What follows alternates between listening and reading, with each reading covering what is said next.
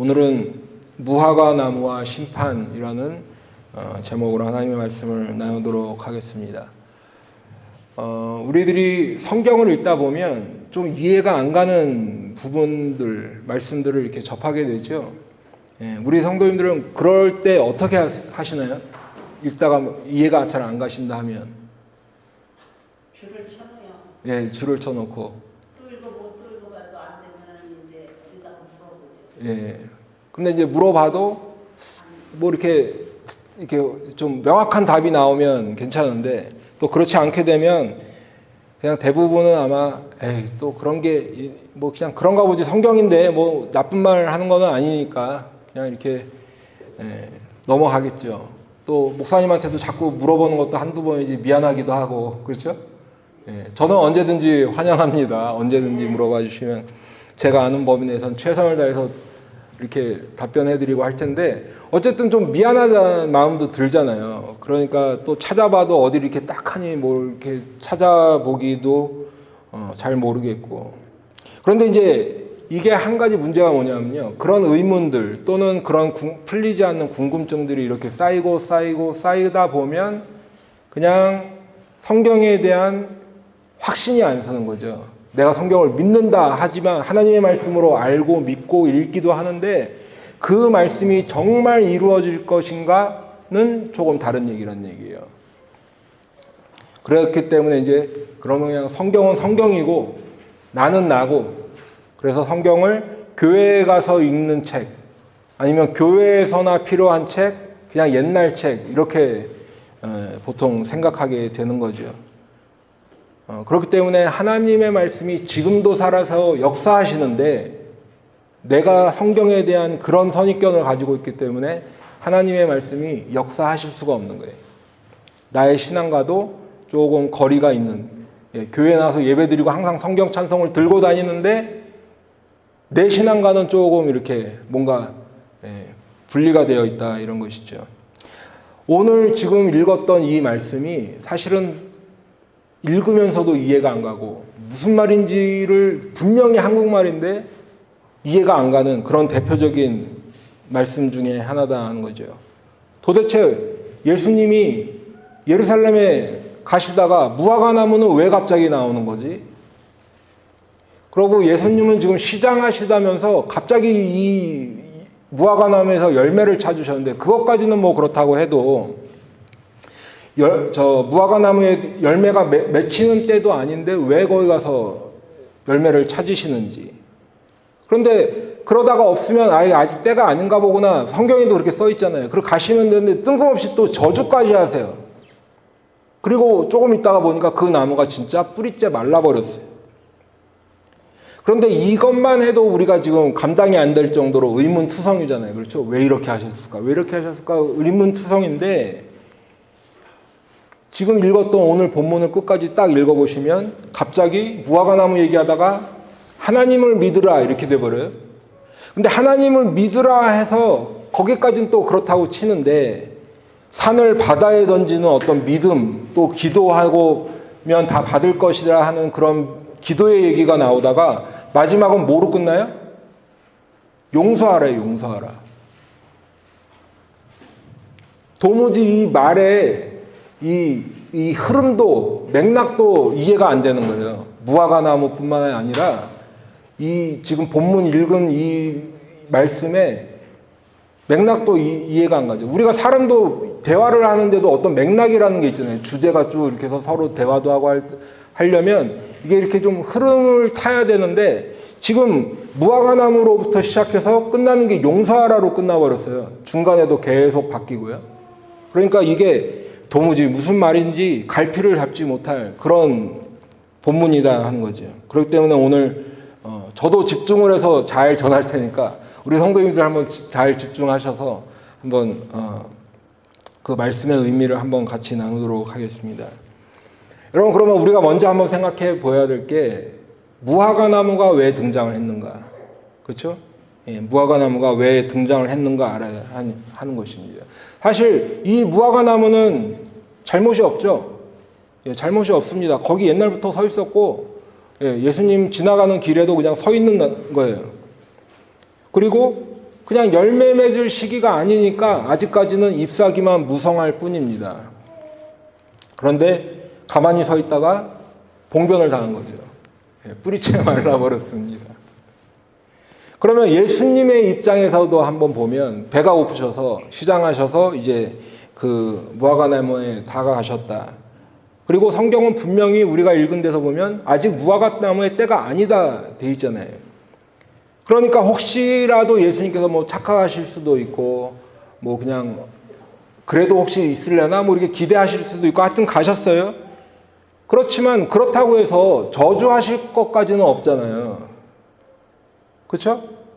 예, 아직 때가 아니구나.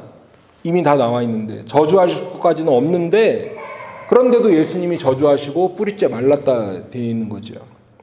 이렇게 보면 사실 우리가 예수님한테 이런 말씀을 드리기 굉장히 죄송하지만 예수님 좀 이상하네.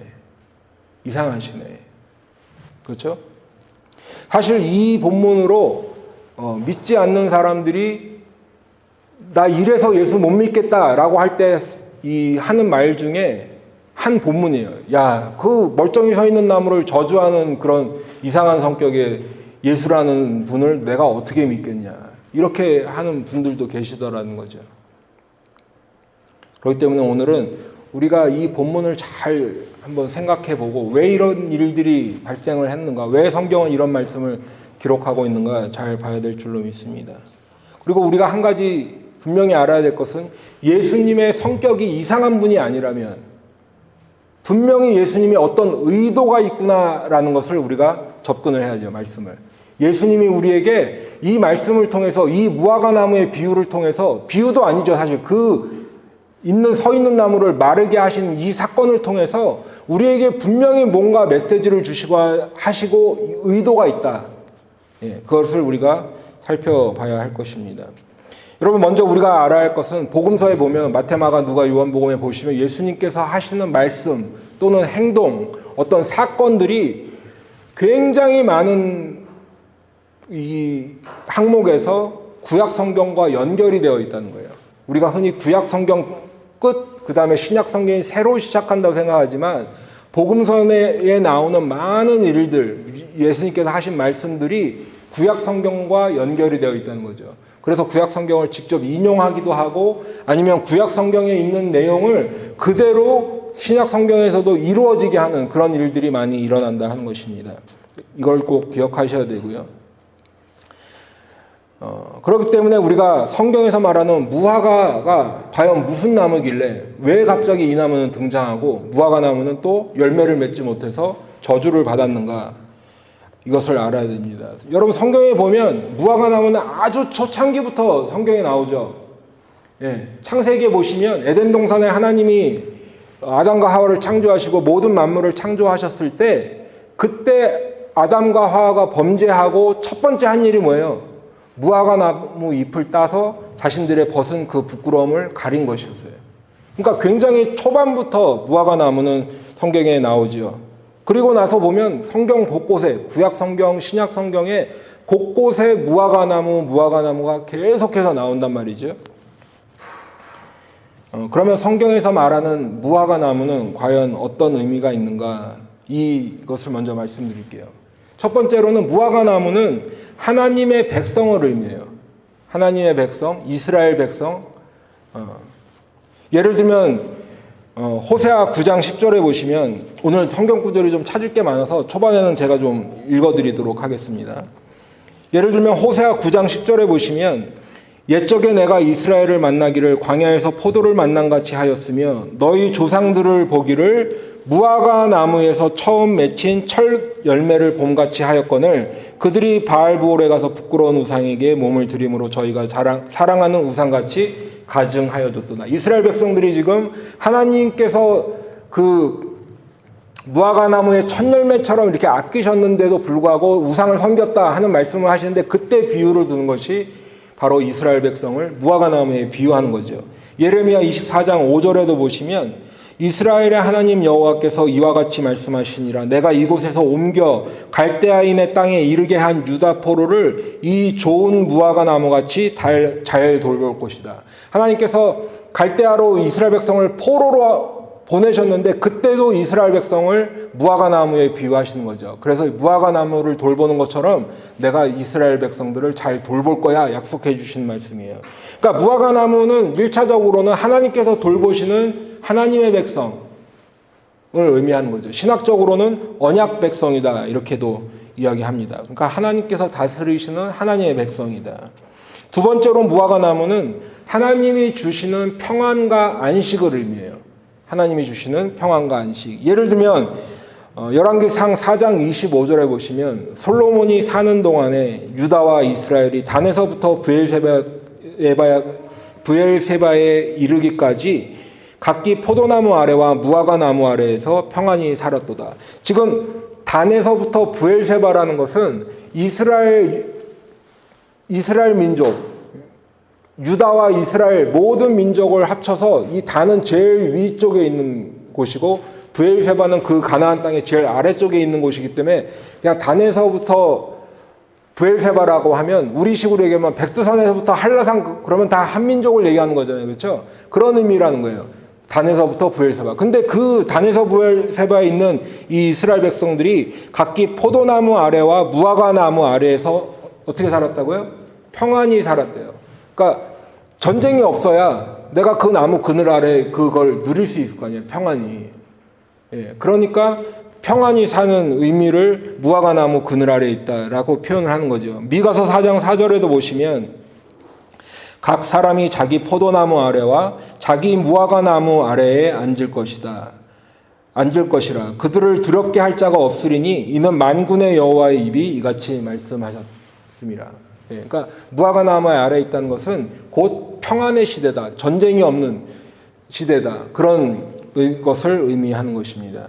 하나님께서 평안을 주시고 전쟁을 없애주셔야 거기서 농사도 짓고 열매도 따고 할 거 아니에요. 안 그러면 매일 도망 다니든지 적군이랑 싸우든지 그러다가 죽고 부상당하고 이게 예전 고대 시대의 전쟁이라면 태평할 때에야 비로소 이 농사를 지어서 이 열매를 얻을 수 있었기 때문에 무화과 나무 아래에 있다는 것은 하나님께서 평안을 주신다 하는 것입니다. 세 번째로 무화과 나무는 하나님의 심판과 연관이 되어 있습니다. 그렇기 때문에 하나님과의 언약 관계, 조금 전에 언약 백성이라고 말씀드렸는데 하나님과의 언약 관계가 빼진 백성에 대한 심판을 성경은 뭐라고 표현하냐면 무화과 나무가 떨어졌다. 아니면 무화과 나무가 말라 죽었다 이렇게 표현하는 거예요. 예. 그러니까 예를 들면 예레미야 5장 17절에 보시면 그들이 네 자녀들이 먹을 추수 곡물과 양식을 먹으며 그들이라는 것은 이제 다른 민족들이 이스라엘 백성을 공격하러 들어온다는 거예요. 그들이 네 자녀라고 했으니까 이스라엘 백성들의 자녀죠.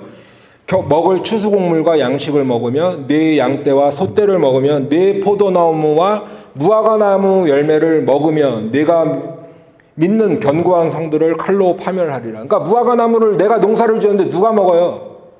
다른 사람이 먹는다는 거예요. 우리를 침공한 사람이. 그러면 거기에 평안이 없죠. 예. 예레미야 8장 13절에도 보시면 여호와의 말씀이니라 내가 그들을 진멸하리니 포도나무에 포도가 없을 것이며 무화과 나무에 무화과가 없을 것이며 그 잎사귀가 마를 것이라 내가 그들에게 준 것이 없어지리라. 그러니까 무화과 나무가 말랐다는 것은 그 언약 백성이 하나님의 심판 자리에 있다. 하나님의 그 매를 지금 맡고 있다 하는 그런 의미인 것입니다. 이사야서 34장 4절에도 보시면 하늘의 만상이 사라지고 하늘들이 두루마리같이 말리되 그 만상의 세자나무 포도나무 잎이 마름 같고 무화과나무 잎이 마름 같으리라 하는 것입니다. 그렇기 때문에 네 번째로 이 무화과나무가 가지고 있는 의미는 무화과나무에는 종말론적인 의미가 있어요. 이제 마지막 날 하나님께서 세상을 심판하시는 그때의 종말론적인 의미가 있다. 그런데 우리 믿는 사람 입장에서 보면 세상 사람들은 종말이다 그러면 지구의 끝, 파멸의 날 이렇게만 얘기를 하잖아요. 그렇죠? 근데 우리 믿는 사람의 입장에서 보면 종말이다, 마지막 날이다 하면 두 가지가 동시에 있는 날이에요. 뭐예요? 하나님의 구원이 있고 하나님의 심판이 있는 날이에요. 아멘? 예. 하나님의 심판, 구원과 심판이 동시에 있는 날인 것이죠. 그렇기 때문에 예를 들면 구원에 대한 마지막 때에 대한 말씀은 스가랴 3장 10절에 보시면 만군의 여호와가 말하노라 그날에 너희가 각각 포도나무와 무화과나무 아래로 서로 초대하리라 하셨느니라. 무슨 말씀이냐면 이 세상은 우리가 쉴 곳이 없는데 그날에 하나님께서 구원을 주시기 때문에 마지막 날에 무화과나무 아래로 피할 수 있는 그 초대를 해주신다는 거예요. 그게 바로 뭐예요? 하나님의 구원을 의미하는 거죠. 아멘이시죠? 예, 이해가 되시죠? 지금 제가 오늘 조금 마음이 급해서 빨리빨리 하고 있는 것 같은데 잘 이렇게 이해가 되시는지 모르겠습니다. 여기서 말씀하는 포도나무와 무화과나무 아래에 있다는 것은 하나님이 주시는 영원한 안식과 평안, 곧 하나님의 구원을 의미한다 이렇게 보시면 돼요. 그런데 반대로 마지막 날 하나님의 심판은 또 다른 의미가 있는데 그것이 바로 하나님의 심판이다 이렇게 말씀을 드렸죠. 구원 말고 심판이 있다. 예를 들면 요엘서 1장 12절 말씀해 보시면 포도나무가 시들었고 무화과나무가 말랐으며 석류나무와 대추나무와 사과나무와 밭의 모든 나무가 다 시들었으니 이러므로 사람의 즐거움이 말랐도다. 하나님의 심판. 그것을 지금 무화과나무에 계속 비유하고 있는 것이. 구약 성경만 이런 것이 아니죠. 신약 성경에서도 누가복음 13장 6절로 7절 한번 찾아보시면 이에 비유로 말씀하시되 한 사람이 포도원에 무화과나무를 심은 것이 있더니 와서 그 열매를 구하였으나 얻지 못한지라 포도원 지기에게 이르되 내가 3년을 와서 이 무화과나무에서 열매를 구하되 얻지 못하니 찍어버리라 어찌 땅만 버리게 하겠느냐. 지금 오늘 말씀과 굉장히 흡사한 말씀인데 결국은 열매 맺지 못하는 무화과나무를 찍어버리라. 그러니까 그것은 하나님의 심판, 종말론적인 의미와 무화과나무가 연결이 된다는 것입니다. 그렇기 때문에 우리 주님께서 마지막 날 때를 예비하라, 준비하라, 분별하라 하시면서 뭐라고 하셨냐면 우리가 이제 오늘 지금 11장을 하고 있는데 다다음 주에 제가 이 말씀을 또 나눌 텐데 마가복음 13장 또 마태복음 누가복음에도 보시면 무화과나무의 비유를 배우라 이렇게 말씀하셨죠. 그 가지가 연하여지고 잎사귀를 내면 여름이 가까운 줄 아나니. 그러니까 우리가 지금 이 땅을 살아가고 있을 때 시대를 분별하라 이런 말씀을 많이 들어보셨을 텐데 우리가 그러면 깨어있으라 이런 말씀도 많이 들어보는데 뭘 분별하고 뭘 깨어있냐 어떻게 하냐 무화과나무를 보고 그걸 배우라는 거예요. 무화과나무는 여름이 되면 잎을 내고 첫 번째 열매가 맺혔다가 그게 열매 같지 않은 열매가 떨어지고 나서 이제 일정 시간이 되면 진짜 먹을 수 있는 맛있는 열매가 맺히는데 그러한 것을 통해서 배우라는 거죠. 무화과나무를 통해서. 그러니까 정리해서 말씀을 드리면 성경에서 말씀하는 무화과나무는 첫 번째로 하나님의 백성을 의미한다고 말씀드렸어요. 하나님의 백성. 그런데 무화과나무가 열매를 맺고 그 그늘 아래 거한다는 것은 그 언약 백성에게 하나님께서 주시는 평안과 안식이다 말씀을 드렸습니다. 그러면 우리가 하나님께서 주시는 평안과 안식 가운데 거할 때는 언젠가 바로 우리와 하나님과의 관계가 이어질 때라는 거죠. 하나님과의 관계가 올바로 맺어질 때 그렇게 되는 것입니다. 하나님께서 우리의 하나님이 되시고 나는 그분의 백성이 된다고 성경은 계속해서 약속하시고 말씀하셨는데 그 관계가 이루어져야 되는 그 관계가. 아멘이시죠? 예. 우리가 하나님의 백성이 되고 하나님이 우리의 하나님 되시는 그 관계. 그러면 반대의 입장에서 무화과나무가 언제 마르고 언제 그 뿌리까지 이렇게 마르고 잎이 열매가 떨어지는가? 그 하나님과의 관계가 깨어질 때 그렇게 돼요. 하나님의 언약 백성이지만 하나님을 떠납니다. 성경에는 여러 차례 이스라엘 백성이 하나님을 버렸다라고 표현하고 있어요. 그 관계가 깨어지는 거예요. 하나님을 떠나서 오히려 우상을 숭배하고 하나님 말씀에 불순종하고 그렇게 될 때 그 관계가 깨어지죠. 그러면 하나님의 언약 백성이라도 심판을 받는 거예요. 대표적으로 보여주신 게 바벨론의 포로로 끌려갔잖아요. 예. 그리고 이제 그 종말의 시기를 어떻게 분별하라고요? 무화과나무가 열매를 맺는 그 자연의 이치라고 말하는 그것들을 보면서 반드시 성경이 이루어지고 주님께서 다시 오실 때는 심판의 주로 오셔서 심판받는 날이 있구나. 그때 우리는 뭐를 받아야 되는 거예요? 구원을 받아야 되는 거예요. 그거를 분별하라 이렇게 말씀하고 있어요.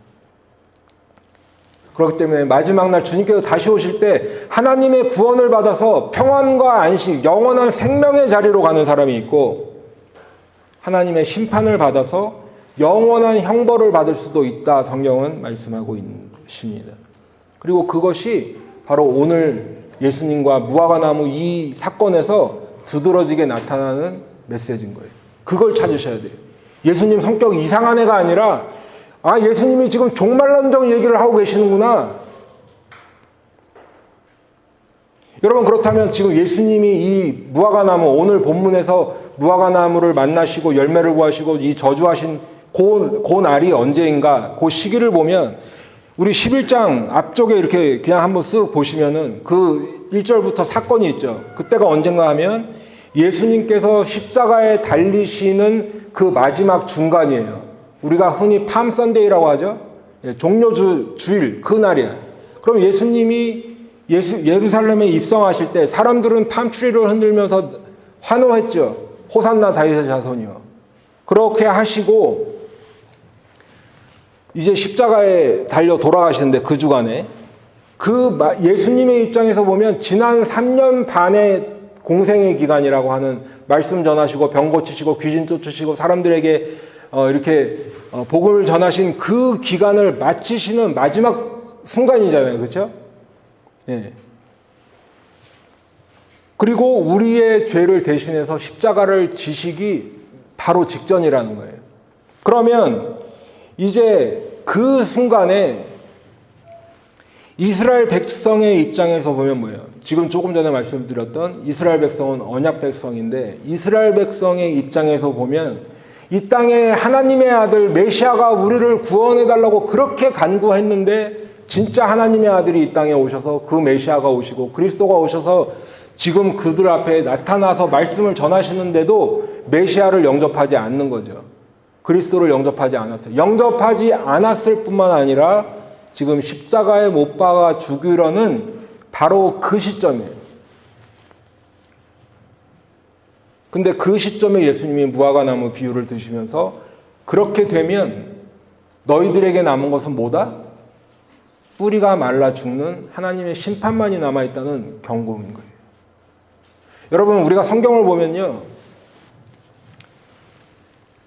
제가 한번 이 말씀도 드렸습니다만, 불순종하면 대표적인 사람들이 출애굽기에는 바로도 떠오르고요, 또 아니면 사울 왕도 떠오르고요, 하다못해 신약에 우리가 다 아는 가룟 유다도 떠오르죠. 근데 그 사람들에게 하나님이 마지막까지 기회를 주시는데 무슨 기회를 주시냐면 회개의 기회를 주시는 거예요. 그런데 제가 새벽기도 때도 이 말씀을 드렸습니다만, 의인과 악인으로 등장하는 인물들의 가장 큰 특징은 뭐냐면, 죄를 안 지어서 의인이고 죄를 지어서 죄인이가 아니라 둘 다 죄를 짓고 악한 행실을 하는데 의인은 회개한 사람을 의인이라고 해주시더라는 거예요. 악인은 그 기회를 끝까지 저버리다라는 거죠. 근데 그때 하나님의 심판이 그러면 임하는데, 그때는 정말 하나님이 냉정하실 만큼 봐주시는 게 없어요. 기회는 마지막까지, 끝자락까지, 아주 그 정말 마지막 순간까지 주시지만 하나님의 심판이 임했을 때는 그래도 내가 마음이 약해지니 하시지 않더라는 거예요. 그렇죠? 성경에 그게 아주 진멸하라 이렇게까지 나오잖아요.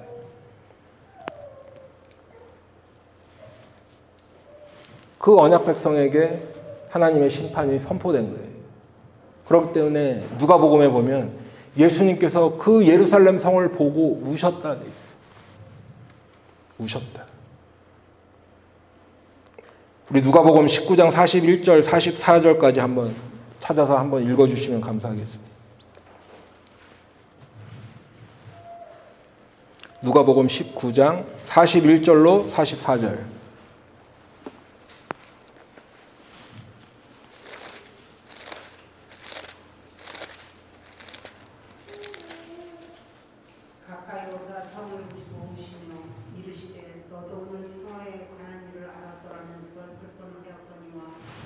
그 내 눈에 숨겨졌도다.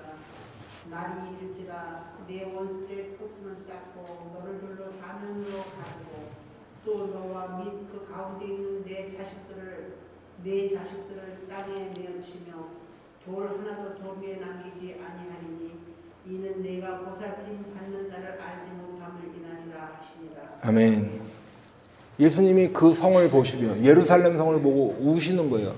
단순히 그 예루살렘에 있는 건물들 뭐 이런 걸 보고 우셨다는 의미가 아니라 그 안에 살고 있는 하나님의 언약 백성들을 보고 우시는 거예요. 왜요? 메시아가 왔는데도 그 메시아를 알아보지 못하고 오히려 죽이려고 하고 있잖아요. 그러면 결국 그 하나님의 언약 백성에게 임하는 것은 하나님의 심판밖에 없는데 그 죽어가는 것을 보시는 예수님의 마음이 참담한 거죠.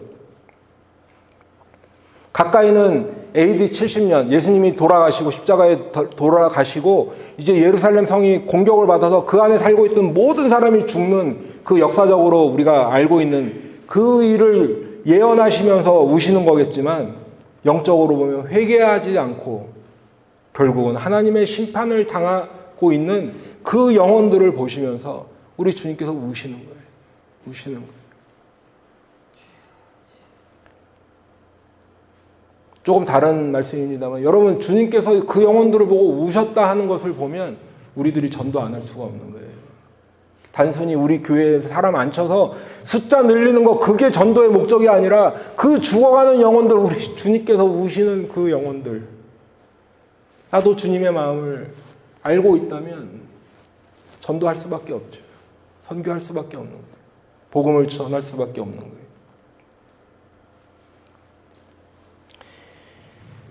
여러분 하나님과의 언약 관계가 있어야 될 이스라엘 백성입니다.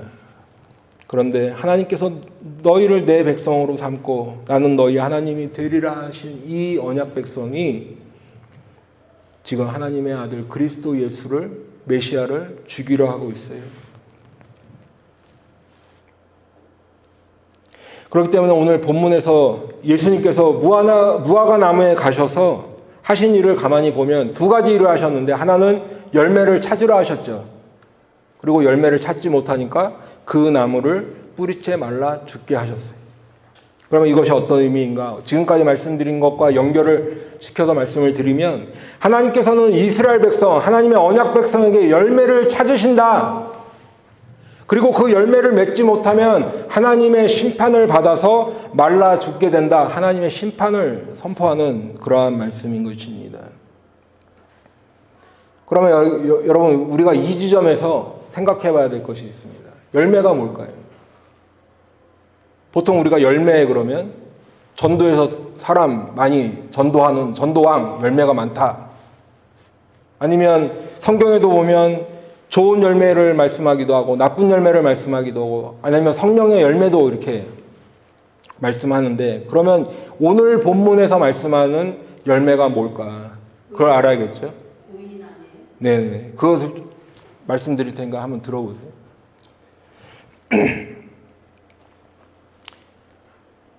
지금 말씀드린 것처럼 지금 집사님 말씀하신 것처럼 의인이라든가 좋은 열매, 나쁜 열매 또는 성령의 열매 각각의 다 의미가 있어요. 그래서 사실은 열매 하나만 가지고도 3박 4일 몇 날 며칠 동안 우리가 세미나하고 말씀 나누고 해도 모자랄 정도로 열매에 대한 것만 나눠도 굉장히 무궁무진하지만 오늘은 본문에서 일단 말씀하는 그 열매의 의미 하나만 말씀을 드리도록 하겠습니다.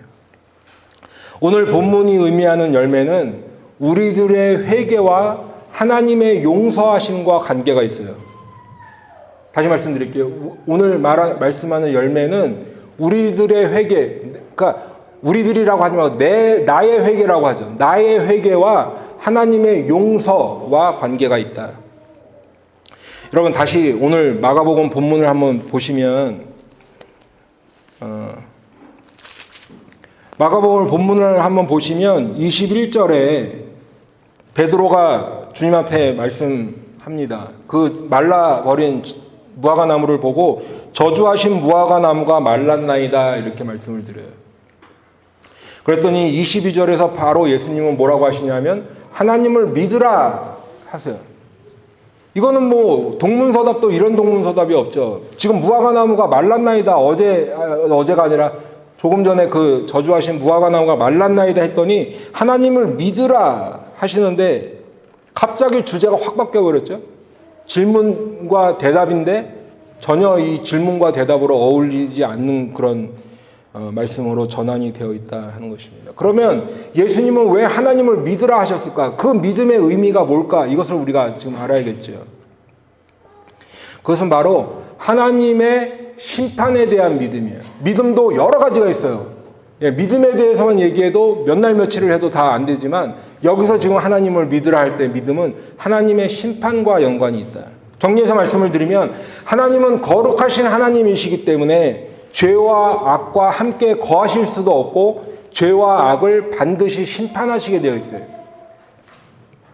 그렇기 때문에 우리들이 어떤 믿음을 가져야 되느냐? 하나님은 반드시 심판하시는 하나님이다라는 거예요.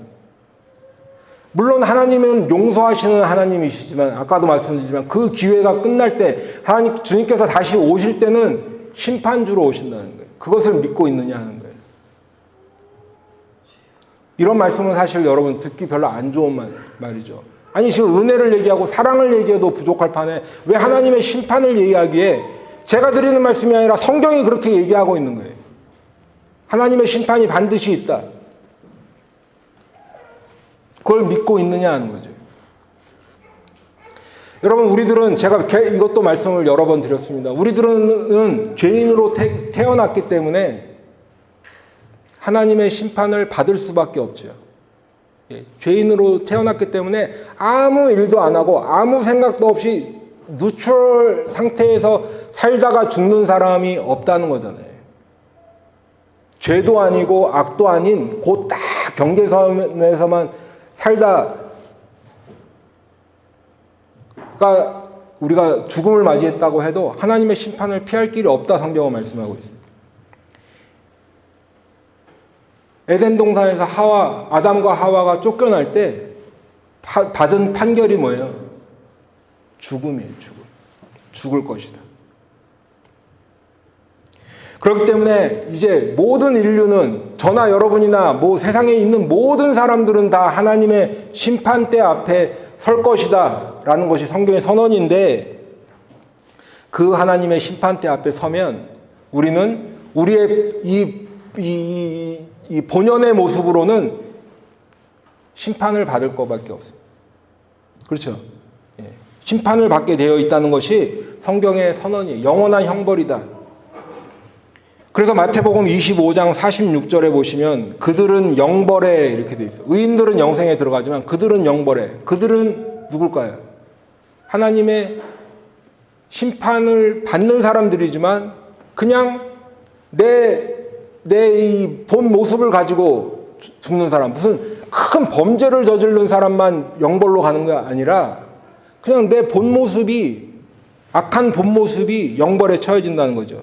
다니엘서 12장 2절에도 보시면 땅의 티끌 가운데서 자는 자 중에서 많은 사람이 깨어나 영생을 받는 자도 있겠고 수치를 당하여서 영원히 부끄러움을 당할 자도 있을 것이며 제가 언젠가도 영원히 수치를 당한다, 부끄러움을 당한다는 것은 형벌을 받는 거라고 말씀을 드렸죠.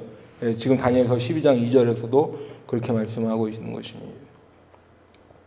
그런데 여러분, 그러면 너무 암울한 얘기 아닙니까? 예, 맞죠. 암울한 얘기죠. 그런데 소망이 있는 것은 이 심판을 받지 않을 길이 있다는 거예요. 영원한 형벌, 지옥에 가지 않을 방법을 우리에게 알려주셨다는 거예요. 그게 뭐예요? 예수님의 십자가의 보혈로 죄사함을 받으면 되는 거예요. 내가 어떤 노력을 기울여서 되는 건 아니고 내가 무슨 부자여야 되는 건 아니고 무슨 박사학위를 몇 개씩 받아야 되는 게 아니라 종교적으로 완벽한 율법을 행해서 되는 것이 아니라 예수 그리스도의 십자가의 보혈로 죄사함을 받으면 된다는 거죠. 예. 에베소서 1장 7절에 보시면 우리는 그리스도 안에서 그의 은혜의 풍성함을 따라 그의 피로 말미암아 속량 곧 죄사함을 받았느니라. 그러면 구원받는 거예요. 여러분, 그러면 예수님의 십자가의 피로 우리의 죄를 사해 주신다고 약속하시고 우리는 그 사하심만 받으면 되는데 누가 그 은혜를 받을 수 있을까요? 그 의문이 생기죠. 그것은 주님의 십자가 앞에 나와서 내 죄를 자복하고 회개한 사람이 그 사하심을 받는 거예요. 여러분, 시편 32편 5절에 보시면 내가 이르기를 내 허물을 여호와께 자복하리라 하고 주께 내 죄를 아뢰고 내 죄악을 숨기지 아니하였더니 곧 주께서 내 죄악을 사하셨나이다. 여러분, 하나님께서 모든 사람을 다 용서하시길 원하시는데 마치 조건처럼 하나 있는 게 있죠. 뭐예요? 내가 내 죄를 아뢰래요. 용서를 구하래요. 하나님이 몰라서 그러는 것이 아니라 네 마음의 중심이 어디 있느냐를 보시는 거죠.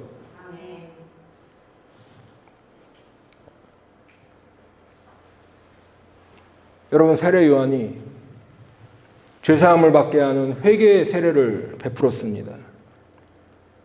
그때도 모든 사람들이 다 나와서 자복하고 자기의 죄를 자복하고 회개의 세례를 받았다, 이렇게 말씀하고 있죠. 그런데도 여러분, 모든 사람이 받았다고 하는데 안 받은 사람이 있어요. 누가 안 받았어요? 바리새인과 율법 교사들은 안 받았어요. 이 일이 얼마나 컸는지 우리 침례교에서는 침례 요한이라고도 하죠. 침례 요한이 이 침례를 베풀 때, 회개의 침례를 베푸는 이 모습이 마테마가 누가에 다 나와 있는데 받은 사람도 있지만 받지 않은 사람도 있는데 그것이 바리새인과 율법 교사들은 안 받았다. 그래서 누가복음 7장 29절로 30절에 보시면 모든 백성과 세리들은 이미 요한의 세례를 받은지라.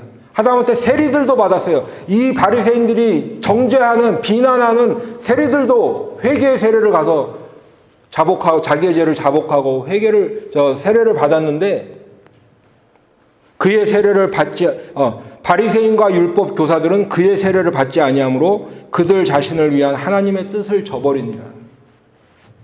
바리새인들, 율법 교사들은 안 받은 거예요. 여러분, 지금까지 말씀드린 것이 오늘 본문과 좀 연결이 되시는지 모르겠습니다. 여러분, 백성들은 그냥 바리새인이나 율법 교사들이 말씀 알려주는 대로 그냥 이렇게 살아갔던 사람들이죠. 그리고 바리새인이나 율법 교사들이 저것들 이렇게 하대하던 사람들이에요. 하나님의 말씀도 모르고. 세리는요, 더 비난을 받았던 사람이라고 제가 말씀을 몇 번 들었죠. 예. 근데 그 사람들은 자기들의 죄를 자복하고 회개의 세례를 받았대요. 근데 정작 바리새인이나 율법 교사들은 자신들의 죄를 회개하지 않았어요. 하나님의 뜻을 저버렸다, 지금 성경은 말씀하고 있어요. 하나님의 뜻이 어디 있다는 거예요? 자복하고 회개하고 죄사함을 받고 천국 가라는데 회개부터 안 되니 그 다음 단계로 나아갈 수가 없는 거죠. 그러면 결과는 어떻게 되는 거예요?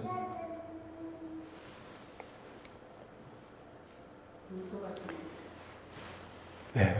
여러분, 지금 주님께서 하나님의 심판을 이제 이 무화과나무가 종말론적인 이야기고 그리고 하나님의 심판과 연결이 됐다고 지금 말씀을 드렸는데, 그런데 오늘 본문에 보면 한 가지 또 이상한 표현이 나오죠. 우리가 잘 이해가 안 되는, 산더러 들려 바다에 던져지라 하신 이런 말씀을 하고 있어요. 근데 산더러 들려 바다에 던져지라 하는 것도 역시 종말론적인 예언이라는 거예요. 우리가 무슨 큰 산을 옮기라 하는 믿음에 대한 말씀은 봤는데 산이 들려서 바다에 던져진다 하는 말씀은 여기서만 나오는데 뭘까? 요한계시록 6장 8절 한번 찾아보실까요? 요한계시록 6장 8절 찾으신 분이 한번 읽어주시면 감사하겠습니다.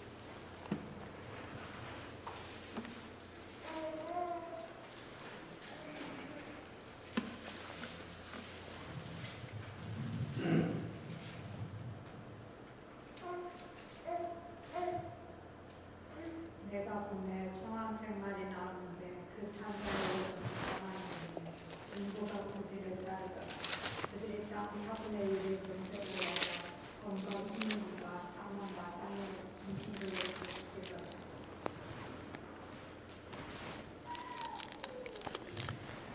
네.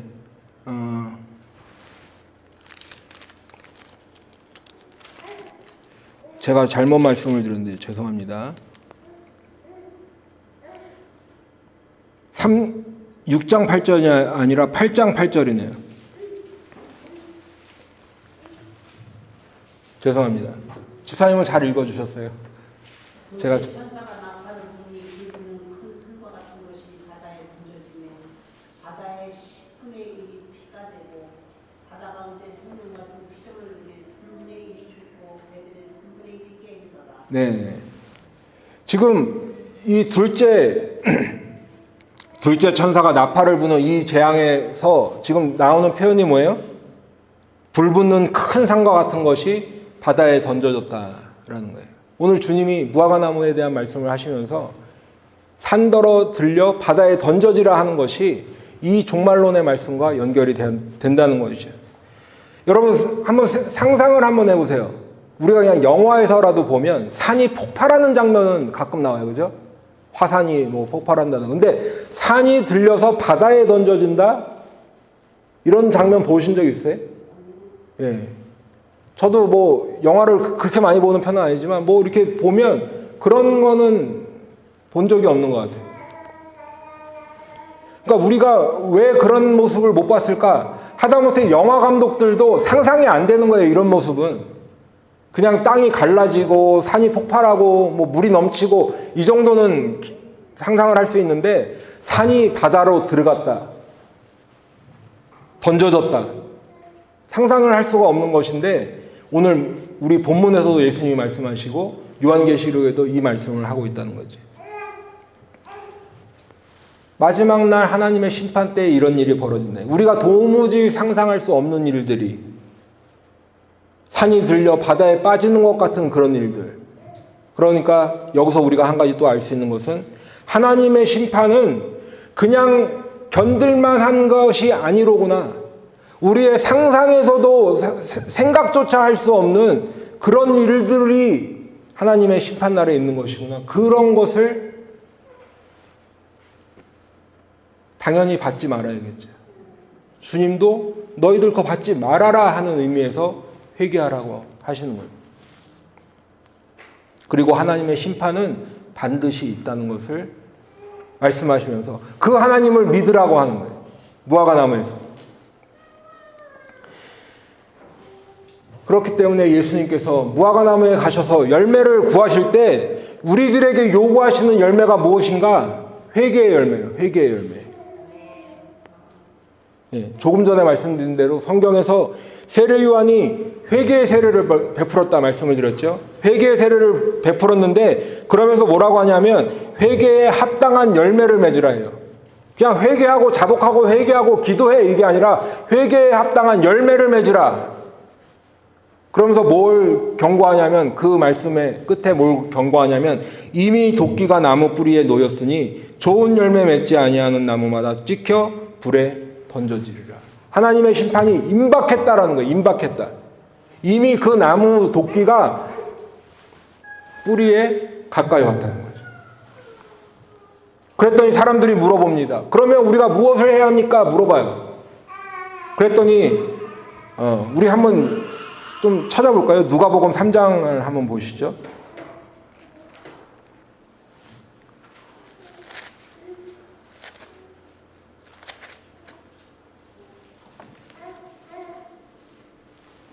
자, 3장 7절부터 보시면 누가복음 3장 7절부터 보시면 요한에게 세례를 받으러 이제 사람들이 나왔어요. 그랬더니 8절에 회개에 합당한 열매를 맺어라 이렇게 되어 있어요. 속으로 아브라함이 우리들의 조상이다 이렇게 하지 말라는 거예요. 내가 그냥 유대인으로 태어났으니까 나는 괜찮아. 그거 아니고 회개에 합당한 열매를 맺으라는 거죠.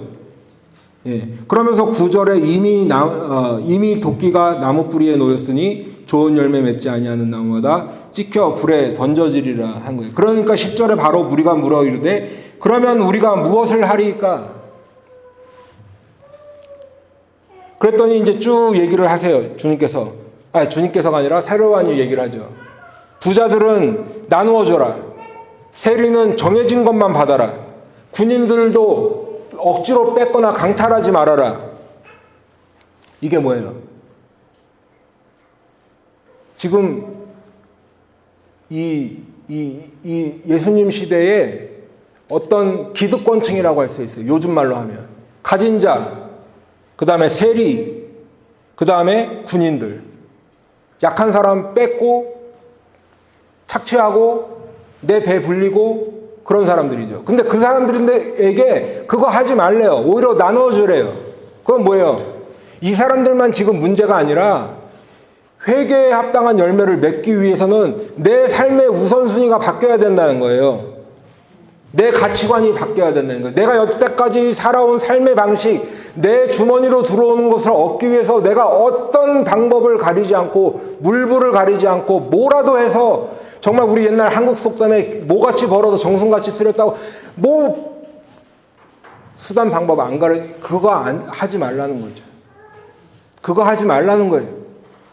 회개에 합당한 열매가. 그래서 여러분 현대인의 성경이라고 한국말 이렇게 쉽게 번역해 놓은 현대인의 성경에 보면 이 회개에 합당한 열매를 뭐라고 번역했냐면 너희는 진정으로 회개했다는 것을 보여줄 만한 바른 행동을 하라 이렇게 되어 있어요. 회개에 합당한 열매가.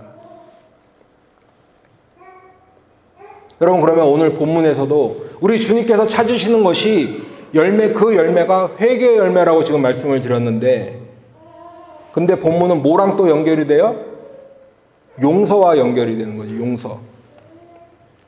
우리의 죄를 자복하고 회개할 때 하나님은 반드시 용서해 주신다 약속하셨어요. 전에 지은 죄를 간과하신다고 약속하셨어요.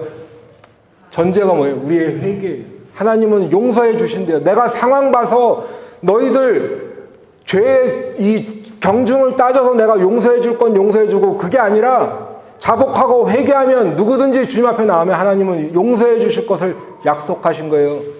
그렇기 때문에 죄에 대한 우리의 개념은 누가 더 큰 죄를 지은 죄인인가를 따지지만 하나님은 경중이 아니라 너희가 죄인인 걸 깨닫느냐 하시는 거죠.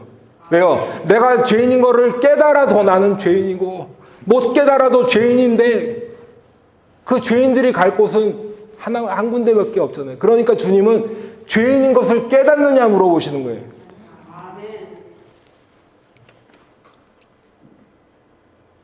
그러면서 하나님께서 우리를 용서하시는데 우리에게 요구하시는 것이 뭐예요?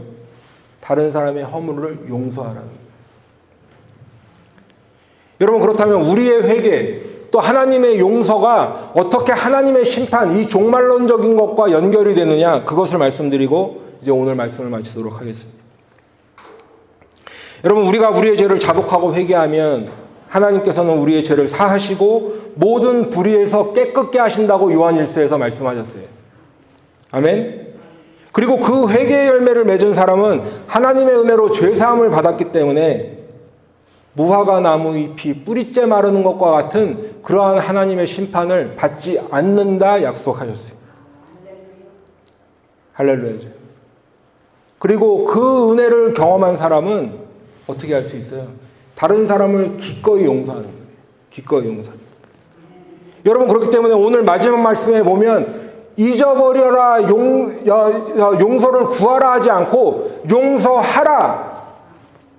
너무나 간단한 말이죠. 용서하래요. 25절에 오늘 본문 25절에 보시면 서서 기도할 때에 아무에게나 혐의가 있거든 이래요. 아무에게나 혐의가 있다는 것이 무슨 의미인가? 기도하는데 누구랑 척진 게 생각나는 거예요. 어떤 사람에게 마음 상한 게 생각나는 거예요. 그런 일이 있으면 뭐라고요? 용서하라. 여러분 어렵습니까? 쉽죠? 딱 4마디예요. 영어로도 간단해요. Forgive them.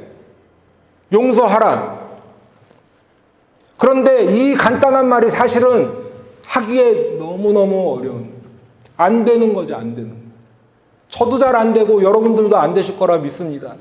만약에 저보다 믿음이 더 좋으시다면 되시겠죠. 저도 잘 안 되더라고요. 용서가. 진정으로 용서가. 너무 어려워요.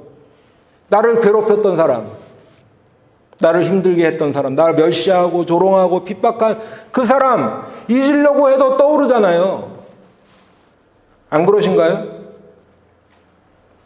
저는 이 말씀을 전하면서도 머릿속에 떠오르는 그 한 사람이 있어요. 여러분, 말은 간단한데, 용서하라는 말은 간단한데 이게 그렇게 어려운 거예요. 쉽지 않아요. 그런데도 성경은 우리에게 뭐라고 하세요? 용서하래요. 방법이 없는 거예요. 용서하래. 왜 용서해요? 그리하여야 하늘에 계신 너희 아버지께서도 너희 허물을 사하여 주시리라 하시니. 여러분, 우리가 용서하라 하나님께서 우리에게 요구하시고, 우리가 다른 사람을 용서할 수 있는 이유는 내가 성인군자가 돼서 용서할 수 있는 게 아니라 딱 한 가지, 하나님께서도 나 같은 죄인을 용서하셨다. 그렇기 때문에 다른 사람도 내가 용서할 수 있는 거죠. 내가 죄인인 것을 얼마나 깨달으면 깨닫는 만큼 하나님이 나를 용서하시기 위해서 그냥 말로만 내가 용서해 줄게 한 게 아니잖아요. 자기 아들을 죽이셨어요. 하나님이 죽으셔야 내 죄가 해결될 만큼 나 같은 죄인이라고. 그런데 하나님은 그런 나를 용서하셨다.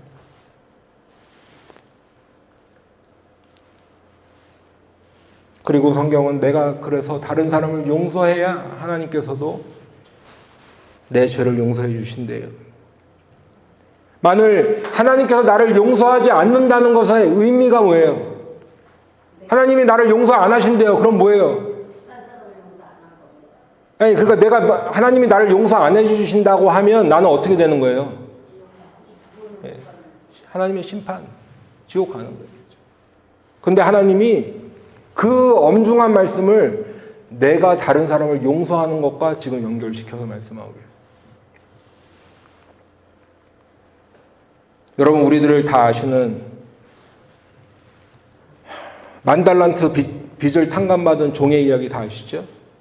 그 만달란트나 되는 돈을 탕감받고 나와서 자기에게 100데나리온 빚진 자를 잡아 넣은 그 종. 요즘으로 치면 만달란트가 뭐 그냥 몇백만 불 단위라면 100데나리온은 200불 빚진 거예요. 만약에 내가 어떤 100만 불의 빚이 나에게 어떻게 뭐 사기를 당했든지 뭐가 됐든지 왔는데 그거를 용서해 줬어. 그러면 지금 밖에 나와서 나한테 100불 빚진 사람, 그거 됐어. 내가 지금 그거 따질 때가 아니야 하겠죠. 근데 이 사람은 안 그렇잖아요. 근데 그 종을 보고 주인이 뭐라고 했어요? 마태복음 18장 33절에 보면 내가 너를 불쌍히 여긴과 같이 너도 내 동료를 불쌍히 여김이 마땅하지 아니하냐 하는 거예요. 마땅하다는 거예요. 우리 주님도 그래서 그 말씀을 정리하시면서 35절에 마태복음 18장 35절에 너희가 각각 마음으로부터 형제를 용서하지 아니하면 나의 하늘 아버지께서도 너희에게 이와 같이 하시리라. 이와 같이 하신다는 게 뭐예요? 용서하지 않으신다는 거예요. 여러분, 정리하겠습니다. 하나님은 우리에게 용서하라고 말씀하셨는데 이것이 마지막 날 하나님의 심판과 어떻게 연결이 돼요? 바로 심판은 하나님의 고유 권한이라는 거예요. 하나님이 우리에게 구원을 주시는 것도 하나님의 일이죠. 하나님의 은혜로 우리에게 구원을 주셨잖아요. 내가 뭘 노력해서 받는 게 아니었잖아요. 그렇기 때문에 하나님의 심판도 하나님의 일이에요. 내가 다른 사람을 심판하거나 비난하거나 정죄할 권리가 나한테는 없어요. 그건 하나님이 하시는 거예요. 하나님의 영역이에요. 그렇기 때문에 우리에게는 그 하나님을 믿으라, 심판하시는 하나님을 믿으라는 거죠. 그리고 우리에게는 요구하시는 게 하나 있어요. 뭘 요구하세요? 주님의 사하심의 은혜를 받았기 때문에 너도 용서하라는 거예요. 아멘? 잘 안 돼도 용서하셔야 돼요. 저도 잘 안 돼도 용서해야 되는 거죠. 하나님의 은혜를 입은 우리 모두는 용서해야 되는 거예요. 그렇지 않으면 하나님도 우리를 용서하지 않겠다라고 말씀하고 있습니다. 사랑하는 우리 성도 여러분, 오늘 말씀은 무화과 나무에서 열매를 찾으시는 예수님, 그리고 그 열매를 얻지 못하신 예수님께서 무화과 나무를 저주하시고 마르게 하신 말씀으로 시작됩니다. 그리고 이 무화과 나무는 하나님의 백성, 우리들에게도 똑같이 열매를 요구하시는 말씀이라고 지금까지 말씀을 드렸습니다. 그리고 열매를 얻지 못하시면 그 무화과 나무가 저주를 받아서 뿌리째 말랐듯이 우리들도 곧 하나님의 심판을 면할 수 없다. 그 경고의 말씀이라는 것을 함께 나누었습니다. 여러분, 그런데 오늘 마가복음 본문을 한번 보시면 중간에 우리가 말씀을 하나 스킵하고 읽었죠? 본문을 읽을 때. 거기에 무슨 말씀이 있나요? 성전을 정결하게 하시는, 성전 안에서 매매하는 자들을 꾸짖으시면서 성전을 깨끗게 하시는 말씀이 중간에 있어요. 그것을 우리가 눈여겨봐야 하는 것입니다. 여러분, 우리 주님이 우리에게 요구하시는 것은 회개하라는 회개의 열매인데, 바로 건물을 깨끗게 하라는 것이 아니라 성전인 우리 자신을, 우리의 심령을 깨끗게 하는 것이 뭐예요? 자복하고 회개하는 거죠. 주님 앞에 나와서 우리의 죄를 자복하고 회개하여서 너희 각자의 성전을, 심령을 깨끗해 정결케 함을 받으라는 그 말씀인 것입니다. 여러분, 주님께서 찾으시는 열매는 회개의 열매, 회개에 합당한 열매. 그리고 회개하지 않고 주님의 사하심을 받지 않는 사람은 영벌에 처해지지만, 회개하고 하나님의 사하심을 받은 사람은 마지막 날 하나님의 심판 때에 심판을 받지 않을 것이다 약속해 주고 계십니다. 그리고 그 죄사함의 은혜를 받은 사람은 다른 사람을 용서하라 말씀하시는 거죠. 여러분, 우리들이 도무지 상상할 수 없는, 산이 들려서 바다에 빠지는 것과 같은 그 엄중한 하나님의 심판 때에도 우리가 용서받은 대로 다른 사람을 용서하여서 회개에 합당한 열매를 맺으라 말씀하고 계시는 것입니다. 사랑하는 우리 성도 여러분, 한번 질문하겠습니다. 우리 성도님들께 한번 여쭤보고 싶은 것이, 우리 성도님들은 회개의 열매를 맺고 계신가요? 우리 주님의 십자가의 보혈로 정결하게 되고 깨끗게 되는 죄사함의 은혜를 받으셨습니까? 그렇다면 우리가 주의 은혜로 나의 죄를 용서함을 받았으니 나를 괴롭게 했던 그 사람, 내 마음을 아프게 했던 그 사람 기억하고 떠올려서 자꾸 미워할 것이 아니라 그 사람도 하나님은 용서하라고 하시는데 그렇게 하실 수 있겠습니까? 여러분, 하나님께서 우리에게 용서하라고 하시는 이유는 우리를 억울한 사람을 만들고 나만 손해보라고 하는 게 아니라 그게 내가 살 길이기 때문에 그런 거예요. 내가 용서가 도무지 힘든 사람이라도 주님께서 나를 용서해 주셨으니 용서해야지, 하나님 말씀에 순종하면서 안 되면 또 기도하고 주님 그런 마음을 주세요 하면서 용서할 때 하나님은 우리를 기뻐 받으시고 우리에게도 똑같은 사유하심의 은혜를 주실 줄로 믿습니다. 이 시간 한번 다 같이 우리가 기도할 때 먼저는 우리가 다 회개에 합당한 열매를 맺기를 한번 기도하길 원합니다. 주님, 내가 죄인입니다. 다른 사람이 아니라 다른 사람보다 내가 더 죄를 지었는가 아니었는가가 아니라 하나님은 나는 죄인입니다. 주님, 오직 이 시간 주님만 바라보시면서 그 주님 앞에, 그 주님의 십자가 앞에 내 죄를 자복하고 회개하는 시간이 되길 원합니다. 주님, 나를 용서해 주시옵소서. 주님 앞에 내 죄를 다 내려놓고 주님 회개합니다. 주님 용서하여 주시옵소서. 주님께서 나를 용서하셨으니 주님께서 나 같은 죄인도 용서하신 것처럼 다른 사람도 마음으로부터 용서하는 마음을 주시옵소서. 하나님, 그래서 마지막 날 하나님의 구원의 은혜를 받는 제가 되게 해 주시옵소서. 우리 다 같이 이 시간 한번 통성으로 기도하도록 하겠습니다.